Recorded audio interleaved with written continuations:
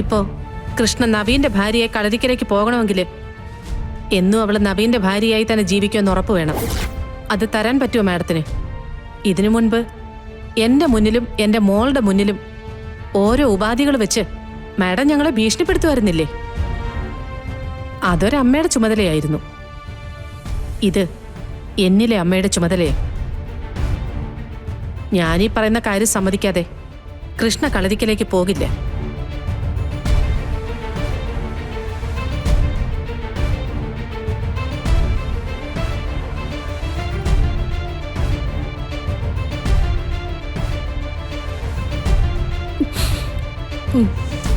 സമ്മതിച്ചു.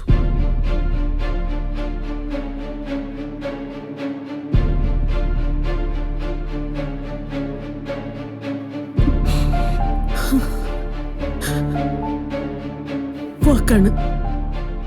വാക്ക് തെറ്റിച്ചാല് എനിക്കും എന്റെ മോൾക്ക് നഷ്ടപ്പെടാൻ ഒന്നുമില്ല. അത് നല്ല ഓർമ്മ വേണം. ഞാൻ ഒരുപാട് സ്നേഹിച്ച, ഒരുപാട് ബഹുമാനിച്ച സിത്താര മാഡത്തിന്റെ മുന്നില് ശബ്ദം ഉയർത്തി സംസാരിക്കണമെന്ന് പോലും ഞാൻ ആഗ്രഹിച്ചതല്ല. എന്നെ കൊണ്ടത് ചെയ്യിപ്പിച്ചതാ.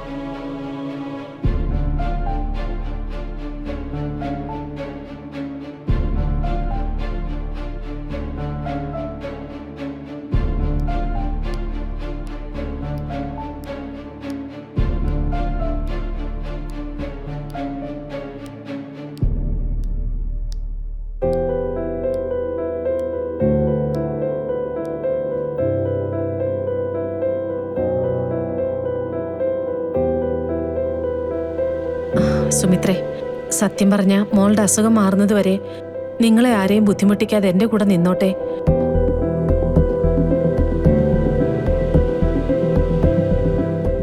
എല്ലാം ഞാൻ നോക്കിക്കൊള്ളാന്ന് കരുതിയിട്ടാ ഞാൻ അവളെ വീട്ടിലേക്ക് കൊണ്ടുപോകാന്ന് പറഞ്ഞത്. പക്ഷേ അത് വേണ്ട.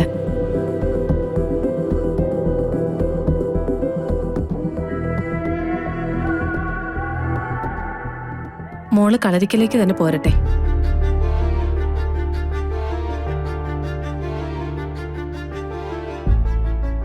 നന്നായി തങ്കം.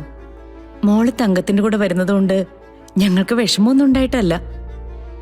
തങ്കവും ഗാഥമോളും തമ്മിലുള്ള സ്നേഹം ഞങ്ങൾക്ക് നന്നായിട്ടറിയാം.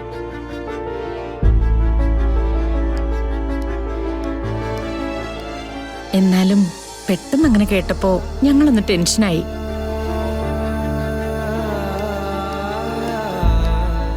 ഞാനല്ല, ദേ എന്നെക്കാളും കൂടുതൽ ഇവനാ. നവീന് ഒരുപാട് നേരം അവളെ പിരിഞ്ഞിരിക്കാനാവില്ല എന്ന് എനിക്കറിയാം. പിന്നെ അസുഖമൊക്കെ വരുമ്പോഴല്ലേ നമ്മുടെ പാർട്ട്ണറുടെ യഥാർത്ഥ ഡ്യൂട്ടി എന്താണെന്ന് നമുക്ക് മനസ്സിലാവുക, അല്ലേ നവീൻ? തീർച്ചയായിട്ടും മാഡം. ഞാനത് അമ്മയോട് പറയായിരുന്നു. ഗാഥയെ കൂട്ടിക്കൊണ്ടുപോയ കുറേ ദിവസത്തേക്ക് ഞാൻ അയാളുടെ അടുത്ത് നിന്ന് മാറില്ല എന്ന്. ഗാഥ ഓക്കെ ആവട്ടെ, എന്നിട്ട് മതി ബാക്കിയല്ല.